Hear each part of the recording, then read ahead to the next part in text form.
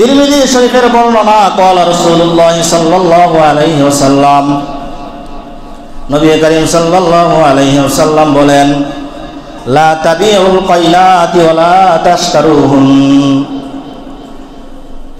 তোমরা গায়িকা বিক্রয় করবে না, গায়িকা ক্রয় করবে না।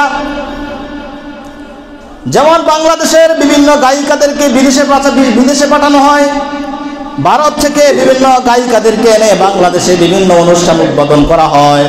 এটা হচ্ছে আপনি গায়িকা ক্রয় করে নিয়ে আসলেন। আল্লাহ রাসূল বলেন, না, গায়িকা ক্রয় করা যাবে না, গায়িকা বিক্রয় করা যাবে না, গান ক্রয় করা যাবে না, গান বিক্রয় করা যাবে না। আপনি যদি মোবাইলে টাকা খরচ করে গান দেখেন তাহলে আপনি গান ক্রয় করলেন। আপনি যদি মেমোরি লুট করে দেন, আরেকজনকে গান দেন, তাহলে আপনি গান বিক্রি করলেন। আল্লাহ রাসূল বলেন, না, এগুলো করা যাবে না। ওয়ালা তুআল্লিমুহুম, তোমরা তাদেরকে গান বিদ্যা শিক্ষা দিবা না।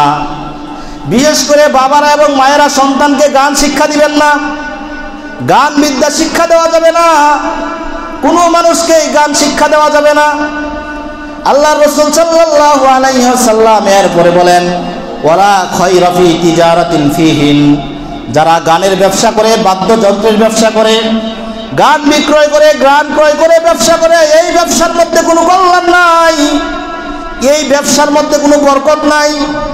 ওয়াসামানুহুন হারামুন, এই ব্যবসা করে, গানের ব্যবসা করে যে টাকা তারা ইনকাম করবে, যে আয় উপার্জন করবে, এই সব কিছু হারাম হবে, একটাও হালাল হবে না, সব হারাম হবে। এজন্য গানের পিছনে পড়া যাবে না। যারা গান বাজাচ্ছে এরাও হারাম কাজ করছে, যারা ভাড়া দিচ্ছে, যারা বিক্রয় করছে, এরা সকলেই হারাম কাজ করছে। আল্লাহ তাআলা আমাদেরকে বুঝার তৌফিক দান করুন, সকলেই বলুন আমিন।